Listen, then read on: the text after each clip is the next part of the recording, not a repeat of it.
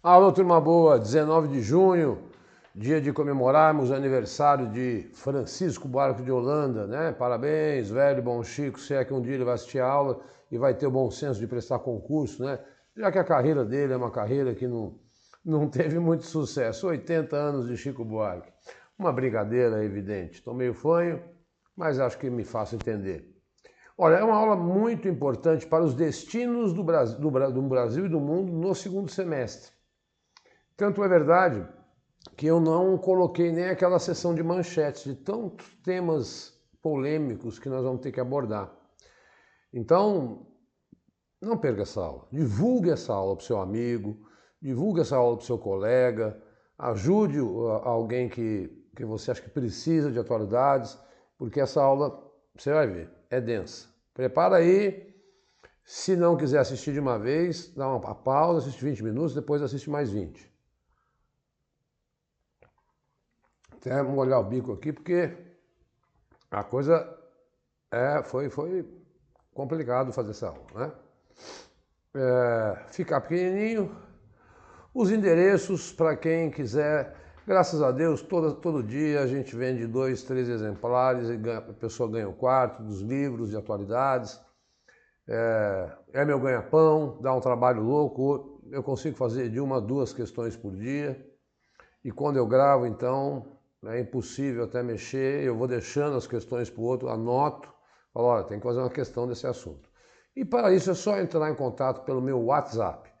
Não precisa ser meu amigo, nem me adicionar, só mandar mensagem, a gente conversa por ali, eu tenho orientado quais os livros que as pessoas devem comprar. Por enquanto eu ainda estou escrevendo o 19, devo ir até o final de julho com ele, eu quero fazer um livro bem com mais questões, para ajudá-los aí a encerrar o primeiro semestre e avançar para o segundo, tá? Então, mas deixa eu comprar na última hora, eu não aconselho. Eu acho que a atualidade, deixar para ajudar em cima da hora, é muito perigoso. Mas, enfim, cada um tem o seu critério. Vamos lá de Brasil primeiro. Sim, semana de 12 a 19 de junho de 2024. Eu tenho que sair, né, pessoal? Então, vamos lá. O número de refugiados no Brasil aumenta 117% em 2023. Ué, mas não estamos em 2024? Pois é, mas os dados saem depois. Venezuelanos e cubanos são maioria, diz estudo. Apenas no ano passado, 77 mil pessoas foram reconhecidas refugiadas pelo governo brasileiro. Desse total, eram quase 98% vindo da Venezuela, tá? Então, para você perceber que realmente os venezuelanos estão maciçamente entrando no Brasil. Esse é o tipo de slide que eu sugiro o pause para você exatamente olhar os dados com calma, né?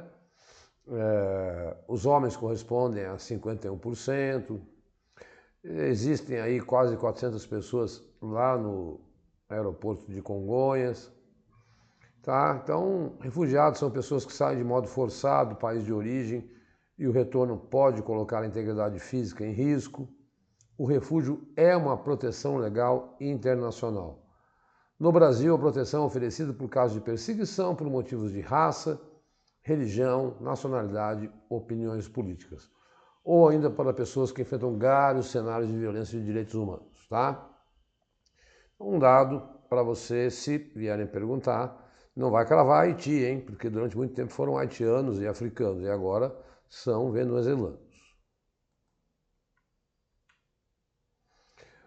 Olha que interessante. Brasil e vizinhos se unem por rota amazônica que liga a floresta a 4 pontos do Pacífico. Polêmico, porque vai passar novamente mas não é tão polêmico porque eles vão usar a hidrovia. O governo crê que rota incrementará exportações de mercadorias como industrializados ZFM, Zona Franca de Manaus, e bens da bioeconomia, que é a economia limpa, que o açaí, né, as castanhas que oferecem, as ervas que a Amazônia pode oferecer para vizinhos, além de prover saída para o Pacífico. Vou mostrar o mapa. Quem são os países? Equador, Peru e Colômbia, que tem também a sua floresta amazônica. Então, desde o ano passado, o Ministério do Planejamento, Simone Tebet, trabalha essa agenda dentro do governo Lula. A Rato A2 desse plano tinha como objetivo ligar Manaus a Manta. O trajeto é multimodal, que quer dizer, vai por meio do Rio Solimões até o município de Porto Providência, onde pega a rodovia até o local. Acontece que em visita ao Peru, o Brasil pediu também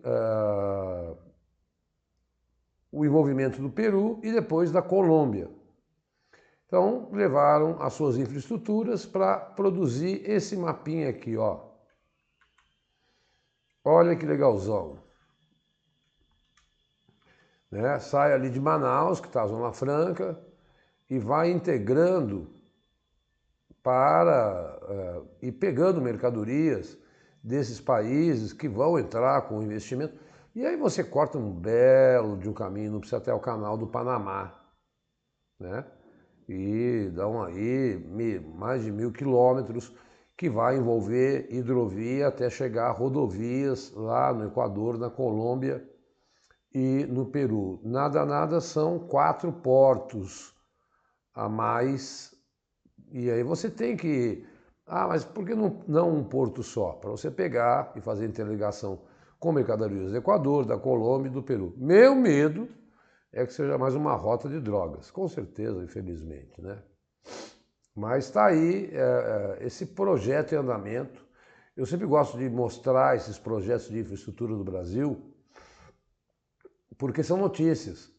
E é interessante, né? Você perceber que vamos sair das rodovias, vamos para as ferrovias, para esses projetos intermodais aí. E está no papel, e está em conversação, e já será anunciado. Ó, você sabendo de antemão aí de uma notícia. Gente, aqui é o seguinte, muita calma nessa hora. Por isso que eu falei, eu vou ler com calma,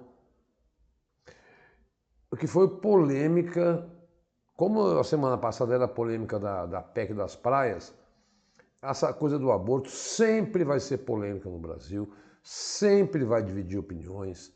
Eu acho que cada um tem a sua, tal. Vamos ouvir os dois lados para a gente entender o que está em jogo nessa história, porque eu sei que se acaba escutando um ou outro e acaba não... Opa, balancei aqui, desculpa. E acaba não entendendo o que está. Então eu selecionei 3 slides, onde eu não vou aparecer, vou ler com vocês a notícia que foi publicada exatamente para tentar explicar de uma forma didática a todos qual é a polêmica que você está ouvindo toda hora falar e que o Lira, acho que ontem ou hoje, anunciou que vai colocar só para o segundo semestre a votação dessa PEC, tá? Então vamos conhecê-la. Deixa eu sair. Um projeto assinado por 32 deputados pretende equiparar qualquer aborto realizado no Brasil após 22 semanas, que equivalem a 4 meses e meio, quase 5, ao crime de homicídio. A regra valeria para os casos autorizados como gravidez. Esse é o problema, decorrente do estupro.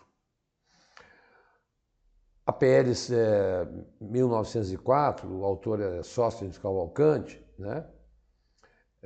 Acrescenta alguns parágrafos a 4º artigos do Código Penal brasileiro, que foi feito lá em 1940.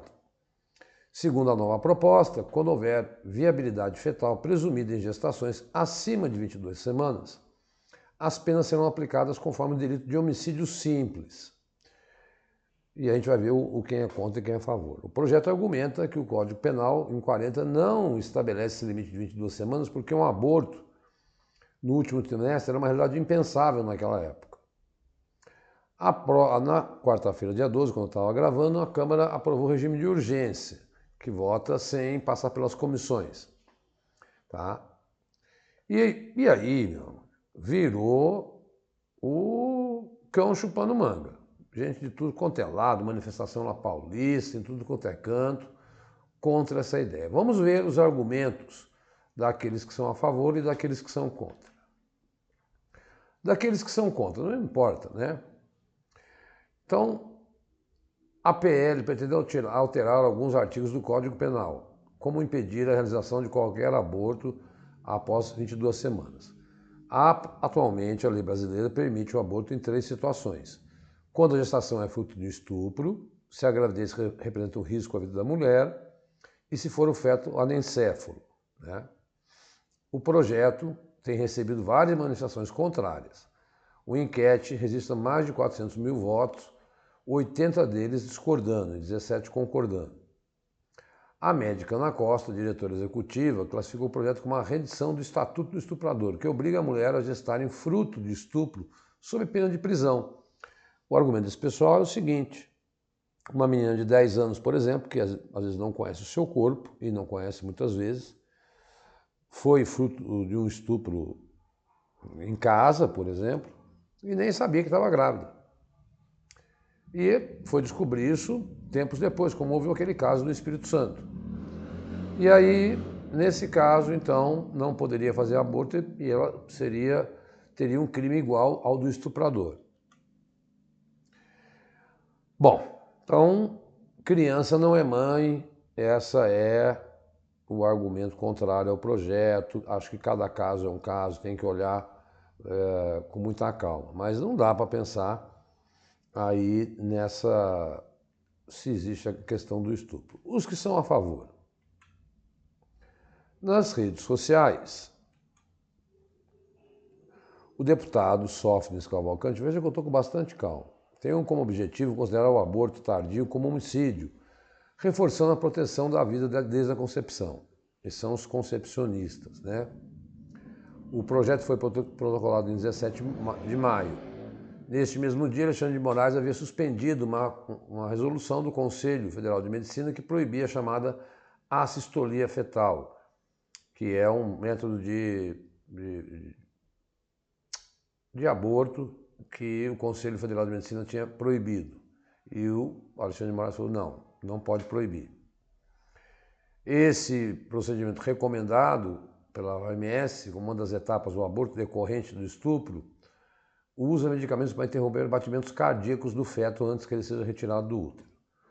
Segundo Moraes, a resolução do CFM ultrapassa a competência. Então, eles falam, olha, Moraes não tem que decidir isso. Quem tem que decidir é o Congresso. Bom, a coisa virou uma polêmica tão grande, pessoal, que eu não vou entrar no mérito. Eu acho que você tem que conhecer a polêmica. Eu sempre alerto na nossa preparação que isso é fundamental. Conhecer a polêmica, argumentar dizendo que você conhece e as provas podem sim perguntar sobre do que se trata e perguntar quantas semanas são, etc. Porque, assim, viralizou na mídia, na internet, artistas, e essas coisas, quando vão muito para a mídia, tem que vir para cá, tá? É isso, eu não gosto de trazer temas polêmicos, eu prefiro temas clássicos da prova, mas esse não tem como a gente fugir, né? Bom, estou falando que o negócio, a coisa é bruta. Este é o maior exame de educação do mundo, chamado PISA, feito pela OCDE. Mais da metade dos alunos brasileiros tem baixo nível de criatividade. O país está entre os últimos do ranking internacional. Pela primeira vez, essa avaliação incluiu criatividade de estudantes de 15 anos, na resolução de problemas sociais e científicos. Entre os 56 países participantes, o Brasil está na 44ª. Então, eles colocaram lá um tema de redação, que era para conversar entre o Sol e a Lua. Então, o PISA, que é o Programa Internacional da Avaliação de Estudantes, que é o mais importante, né? O PISA foi além de mostrar a jovens identificar figuras geométricas, entender textos, a prova, aplicada em 2022, com atraso por causa da pandemia, passou a mensurar a criatividade. Então, como é que essa situação? Com situação problema, tá? Então, ver como é que a imaginação para criar histórias fora do padrão. E o Brasil foi muito mal. As 32 perguntas de criatividade avaliam capacidade de expressão, artística, escrita, além de solucionar problemas sociais e científicos. Nesse sentido é que estava aí avaliando a questão da criatividade. Veja os dados do desempenho no Brasil. Em uma escala de 0 a 60, o Brasil somou 23 pontos, 10 abaixo da média. Uma diferença significativa de 11 pontos. Entre as áreas de criatividade, no PISA, teve a menor taxa de sucesso foi o Brasil. Foi a de resolução de problemas científicos. Eu não vi a prova porque, enfim. Além do Brasil, estão apenas Arábia Saudita, Panamá, El Salvador, Tailândia, Bulgária, Macedônia do Norte, Indonésia, Marrocos e Filipinas e Albânia. Nos níveis 1 e 2, que são os mais baixos, estão 54% dos alunos. Isso que apenas conseguem fazer desenhos isolados e simples dentro dos assuntos ligados ao cotidiano. Apresentam ideias óbvias e têm dificuldade para propor mais de uma solução para um problema. Esse é o caso da educação. Observações da OCDE. Em todos os países, os alunos com maior status socioeconômico tiveram melhor desempenho criativo.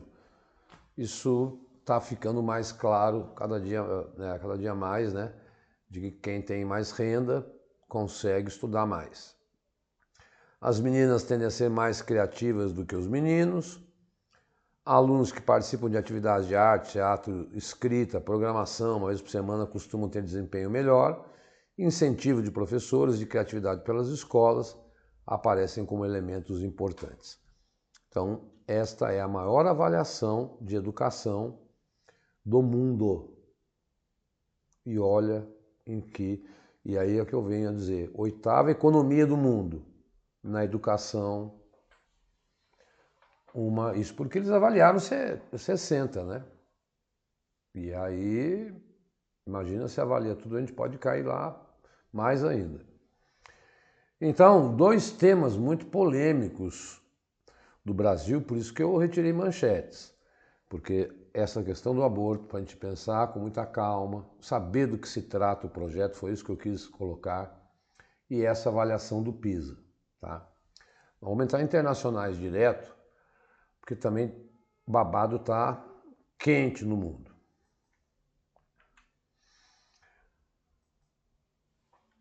Biden e Zelensky assinam um acordo precursor da entrada da Ucrânia na OTAN, que é o nó górdio aí, que é a questão que levou à guerra.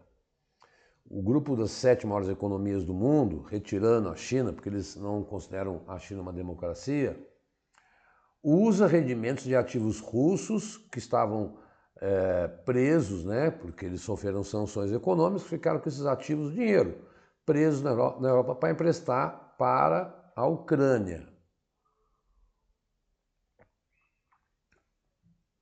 Lógico que o Biden é o chefe maior não. Agora quem vai assumir a presidência da OTAN é o presidente da Holanda. Tá? Mas foi no dia 13 um acordo de 10 anos para reforçar as defesas ucranianas contra as forças russas.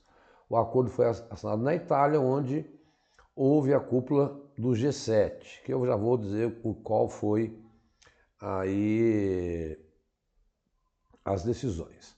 O empréstimo de 50 bilhões. Esses 50 bilhões de dólares, cerca de 270 bilhões de reais, são dinheiro russo que estava preso em bancos europeus. Bom, isso também é um problema, né? Então, quase 1 trilhão, não é todo o dinheiro, é só uma parte dos ativos russos estão congelados. O Zelensky tem planos para a Ucrânia entrar na OTAN, ele quer entrar na União Europeia, mas enquanto a guerra não chega ao fim, isso é impossível. Então, é mexer no vespeiro, né, pessoal? Argentina, olha quanta notícia, né? E vamos ver como é que o Milei vai agir agora. meio a protestos, enquanto eu gravava a aula, o Senado da Argentina aprova projeto-chave de reformas de lei, chamada Lei de Bases. Precisou do voto Minerva. Por quê? Porque empatou. E aí, quando empata, quem vota é a presidente do Senado, que é a vice-presidente do Javier Milei. Em termos gerais, a lei de base dá poderes especiais ao governo por meio de um decreto de estado de emergência pública. Além disso, propõe a privatização de algumas estatais de emergência pública durante o ano para que o governo tenha poderes especiais em alguns setores, administrativo, financeiro. Privatizações de algumas empresas, algumas saíram, né? Durante as negociações, o governo concordou retirar a privatização das aerolíneas argentinas, do Correio, da Rádio e Televisão Argentina, né? Mas deu poder ao Milei. Então, o governo desistiu de seguir 15 entidades administrativas públicas, tal, mas ele vai poder usar o que a gente chama de emergência pública para fazer alguns decretos ali. De fato, o que ele fez na Argentina nos últimos meses foi aumentar muito o valor do dólar. E com isso, como a Argentina importa muita coisa, os preços dos alimentos explodiram e o argentino vê a inflação cair porque ele não está consumindo. Então, se ele comia 10 quilos de carne, a gente não tem essa tradição, está comendo 3 por mês. Porque os preços subiram demais. A Argentina está conseguindo controlar a inflação e está controlando as suas contas públicas, porque também cortou subsídio de água, subsídio de energia que existia no governo anterior. Mas a população está empobrecendo. A gente precisa avaliar isso com mais tempo. Faz pouco tempo que o Milei tomou posse, mas ele conseguiu aí essa aprovação bem significativa, né, pessoal? Negociou, não é tudo aquilo, aquela motosserra que ele fez na campanha, mas é uma decisão bem pró-Milei. Vamos ver como é que ele vai usar essa lei de base, se vai tomar medidas drásticas. O povo está bem insatisfeito. E Putin, o que ele falou? O Putin, vamos ver o outro lado, né? Chamou de roubo o uso de ativos russos congelados no Ocidente e disse que só negocia paz se a Ucrânia retirar tropas do próprio território. Então, ele falou na sexta-feira que estão roubando dinheiro lá dele, que é da Rússia e tal, que eu já falei que eram os 50 milhões, né? Ele também falou, ó, se eu assino um acordo de paz amanhã, caso a Ucrânia retire de Zaporizhia, Kherson, Donetsk e Luhansk e desista de se unir à OTAN. Essas são as condições do Putin para a paz. A Ucrânia não vai aceitar esses termos, né? E, enfim, isso foi, ele falou na véspera de uma cúpula que ia ter na Suíça, que nós vamos falar já também.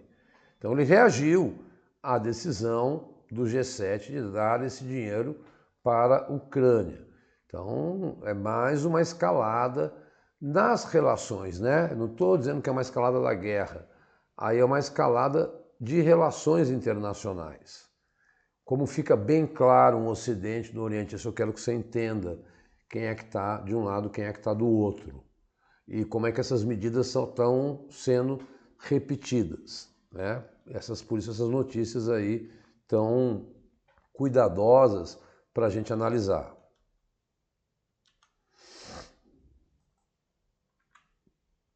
E aí veio a Cúpula da Paz no final de semana, da qual o Brasil disse que não participaria, porque eu também acho bem complicado fazer uma cúpula de paz sem as partes envolvidas. Foram 2 dias na Suíça, terminou no domingo, com as principais potências, num comunicado assinado por 80 países. Índia, Arábia Saudita, África do Sul e Emirados Árabes, todos têm importantes relações comerciais com a Rússia, participaram, mas não concordaram em assinar a declaração conjunta. Então, vejam, ao mesmo tempo que estava tendo o G7, estava tendo a cúpula na Suíça, o Putin fazendo essa declaração.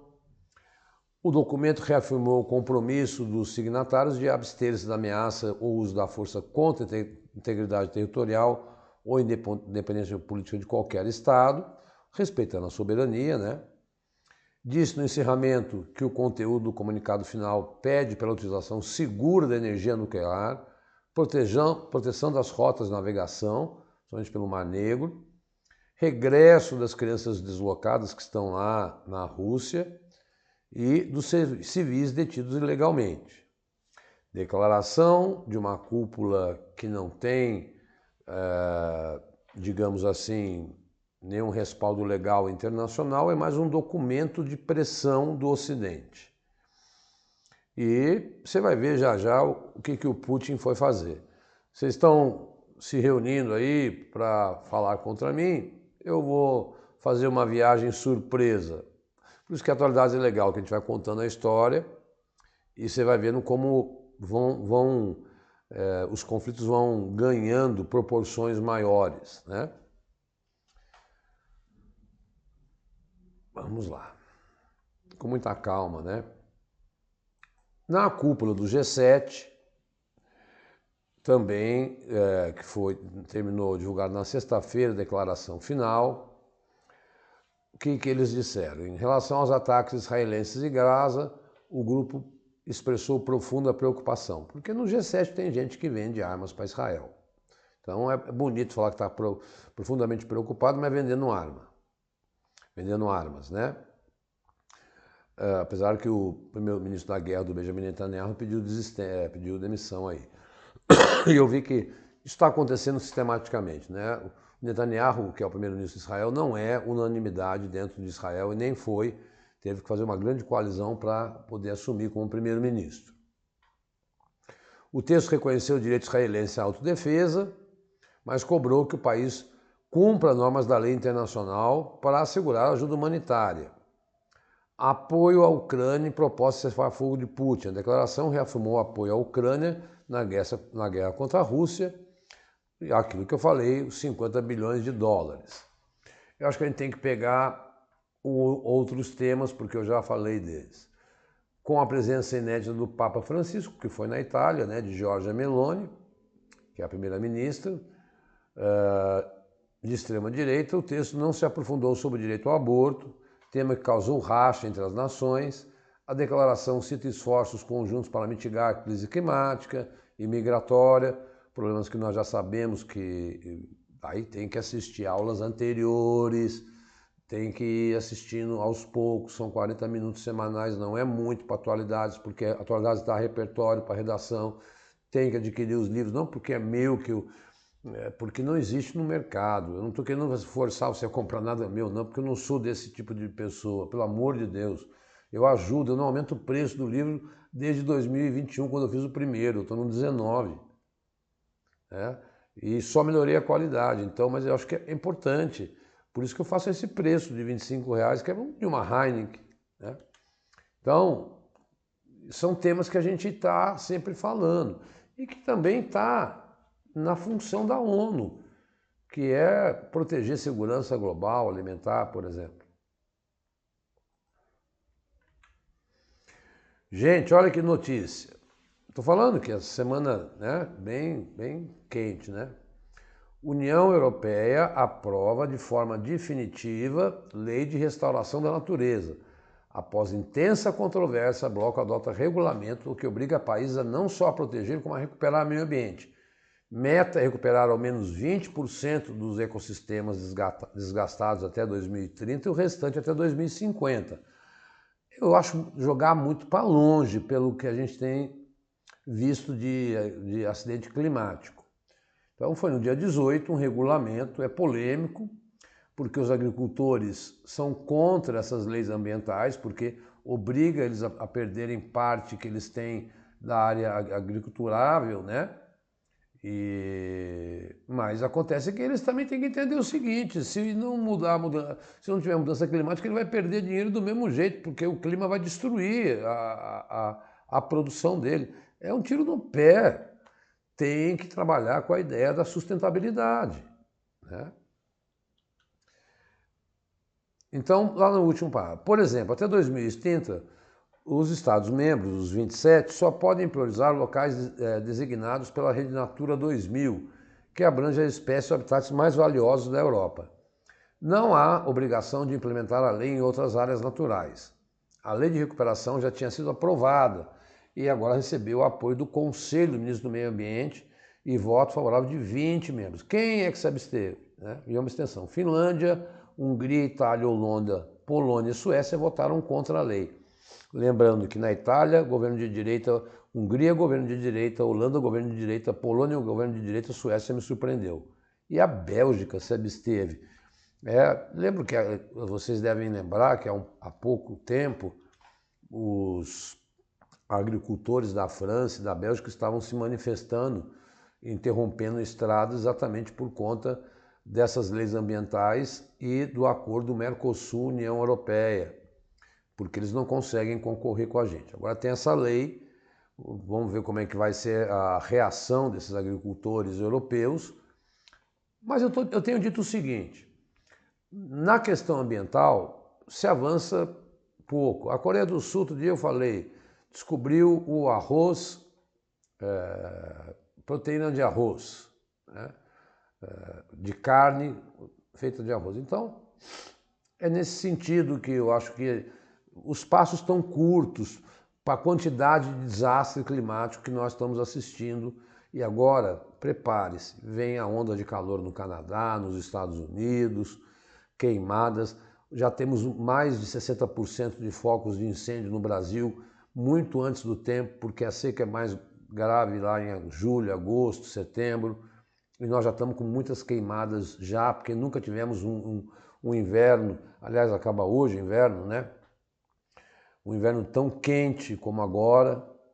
Teremos dias frios, mas não teremos que, enfim, pelo menos aqui no Sudeste, temperaturas tão drásticas como já tivemos.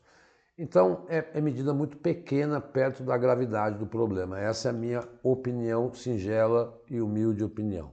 Mas eu considero tudo que vem como medida aí, como coisa produtiva, né? Como elemento positivo para a gente, para o mundo repensar a questão ambiental. Mas estamos andando a passos de tartaruga, infelizmente. Vamos lá para mais uma notícia aí. Esse seu Biden está em campanha mesmo, né? Anuncia medida que protege imigrantes irregulares que têm família nos Estados Unidos. Esposas e filhos menores de 21 anos de cidadão dos Estados Unidos não precisarão deixar o país para solicitar residência permanente. Então isso foi ontem, na terça-feira. Então o que acontece? É uma medida que vai abranger 500 mil famílias americanas e 50 mil filhos, tá? E também ele está muito interessado em conquistar aí estados onde ele tem uma votação que são aí decisivos na votação e tem muitos ilegais. Entenda a medida. Então vamos entender a medida. De acordo com a lei federal atual, uma pessoa sem documentos que entra nos Estados Unidos e se casa com um cidadão americano deve primeiro solicitar liberdade condicional antes de solicitar residência legal. Esse processo exige que eles deixem o país se estiverem lá ilegalmente, prejudicando suas carreiras e famílias e criando incerteza sobre se teriam autorização a retornar. As ações dessa terça-feira permitem que esses cônjuges, não é cônjuge, né, como certas pessoas falaram, solicitem residência sem precisar deixar os Estados Unidos. Uma mudança fundamental que o governo Biden argumenta que manterá famílias intactas. Eu acho também, né? Então, uma pessoa casou, a gente sabe que lá nos Estados Unidos tem muito casamento de arranjo, mas também pode acontecer, deve acontecer na maioria dos casos, de amores, né? Aí a pessoa tem um filho, aí tem que sair do país, o filho fica, enfim, 500 mil famílias e menores de 21 anos, Enfim, então é uma medida. Ah lá, tá aqui, ó. A ação também é um aceno aos principais círculos eleitorais latinos em estados como Arizona, Nevada e Geórgia, que serão cruciais para Biden conquistar um segundo mandato. Ele está tomando medidas, sim, eleitoreiras. Tanto que ele endureceu, semana passada, as regras para a entrada. Mas agora ele está amolecendo para quem já vive lá. Tá? Então, para você entender esse processo do Biden aí. Então, esse cara é eleitor. Eu quero conquistar o eleitor que já mora nos Estados Unidos, essa é a jogada dele, e não deixar ninguém mais entrar, porque o eleitor americano também não quer. Então, gente, medidas eleitoreiras não são típicas do Brasil, o mundo contemporâneo está assim. Mas temos que estar atentos a essas jogadas aí. Pois bem, eu falei de toda aquela história do Putin, dele estar bravo com a decisão do G7, né? E aí, olha só, notícia de hoje. Rússia e Coreia do Norte resgatam o acordo da Guerra Fria e prometem ajuda mútua em caso de ataque. Parceria, segundo o presidente russo, foi assinada hoje. Putin faz visita essa semana, ele está na Coreia do Norte e depois ele vai para onde mesmo, meu Deus? Para o Vietnã. Então ele foi, para você ter uma ideia, ele foi recebido 2h30 da manhã pelo Kim Jong-un. A primeira visita em 24 anos. Né? É uma forma de lutar contra a hegemonia dos Estados Unidos e dos países aliados. Então, Putin está na Coreia do Norte, na primeira viagem dele ao país em 24 anos. O presidente participou de uma cerimônia de boa-vinda. A parceria prevê, de um lado, o apoio da Rússia a manobras de Pyongyang perto da Coreia do Sul, que deve piorar ainda mais a relação entre as duas Coreias, que já vem piorando desde o ano passado. Vocês viram a história dos balões. Do outro lado, o governo norte-coreano também dará mais apoio à Rússia na guerra da Ucrânia. Segundo os Estados Unidos, Putin utiliza na guerra munições e mísseis fornecidos por Kim Jong-un. Lembrando que a Coreia do Norte é uma potência militar. Ambos negam. Hoje, um novo documento fundamental que estabelecerá as bases das nossas relações a longo prazo está pronto, disse Putin, citando as agências de notícia. Na prática, é mais ou menos assim. Se alguém atacar a Coreia do Norte, o Putin entra com exércitos para ajudar a Coreia do Norte. Se alguém atacar a Rússia, a Coreia do Norte pode enviar armas livremente. Ora, mas a Ucrânia está atacando. Não ficou claro. Então quer dizer que agora a Coreia do Norte também declarar guerra à Ucrânia? Isso não está explícito no documento. Mas se existe essa parceria, a gente pode fazer esse entendimento. Eu entendo isso como, na geopolítica mundial, a reação. O G7 não pegou dinheiro da Rússia, não foi lá e disse que ia ajudar a Ucrânia? Olha aí, o Putin vai lá na Coreia do Norte e celebra esse acordo. Por isso eu disse que era uma aula bem importante para a gente entender os caminhos do que vem à frente, tá? E, no caso do Brasil, um diagnóstico pesado sobre a educação brasileira e pesado também porque divide mais o país sobre essa questão do aborto, que não é para a gente entrar no mérito da polêmica, mas sim entendê-la. Quando eu falo dos meus livros, eu quero dizer disso aqui, ó. Os livros, dependendo do edital, eu falo edital que não tem data, você tem que estudar pelo menos, eles podem perguntar, 1 ano. Então, o livro 15, de 30 de agosto a 15 de outubro, esse é o período em que eu pego as questões e pego os assuntos e comento, 50 de Brasil e 50 do mundo. O livro 16, de outubro a dezembro. Né? O livro 17, esse eu acho que bem para o pessoal que vai fazer TJ São Paulo, tem muito aluno meu assistindo, né? E PM também. Aí quem que vai pedir os últimos 6 meses, O 17 e o 18, que está aqui, ó, são fundamentais para vocês, porque vão até abril. E o 19, quando ficar pronto também. Ah, vou deixar para comprar os 3 lá na frente. Não é porque estou precisando de dinheiro agora, é porque eu acho que vai juntar muito tema para você estudar. Então já adquire já e já vai estudando, né? Como eu faço, Diogo? Cada exemplar custa R$25, é só mandar um WhatsApp para mim, manda um WhatsApp para mim, que eu te explico, a gente conversa, tal. Agora está no modo avião. Qual é o seu WhatsApp? Está aqui, ó, 11 9982 14 13. Não deixa para depois, manda já, tenta argumentar comigo. Se quiser mais, eu faço desconto, né? Eu quero os 3 livros, te dou um de graça. E faço a R$70, o que era 75, o que era 100, estou fazendo a 70.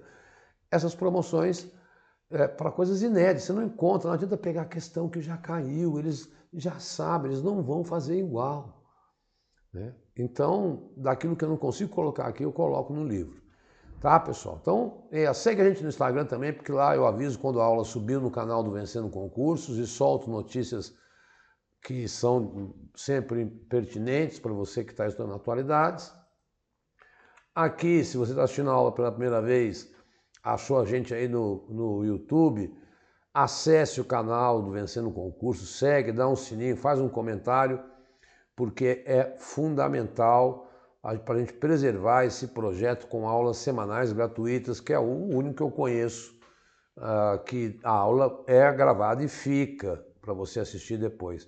Os caras fazem live para poder divulgar o curso e a gente divulga o Vencendo Concurso, porque é o que mais cresce no Brasil. Entra lá. Sabe como é que eu divulgo o Vencendo?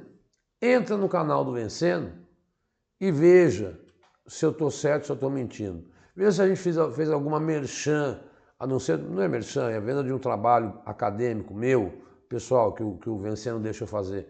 Veja se a gente fazendo merchan aqui. A gente fica dando aula com conteúdo denso, forte, para te preparar para as provas. Muito obrigado pelo seu carinho. Na semana do dia 26, né, 19, mais 7, 26, cá estaremos ainda trabalhando com questões e aí praticamente fechando o primeiro semestre, né? Obrigado, pessoal, pelo carinho. Divulga pra gente. Até dia 26. Um forte abraço. Tchau, tchau.